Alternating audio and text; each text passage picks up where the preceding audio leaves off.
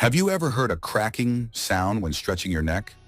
This sound occurs when the joints in your neck move, causing tiny air bubbles in the joint fluid to burst. While it may feel relieving, there's a hidden risk that many don't realize. If you twist your neck too forcefully or incorrectly, you might tear the lining of a blood vessel. In rare cases, this tear can lead to the formation of a blood clot. If the clot travels to your brain, it could block blood flow, potentially resulting in a stroke. So while cracking your neck might feel satisfying, it's important to be cautious. If you often experience tension or pain, it's best to consult a medical professional to avoid any serious risks.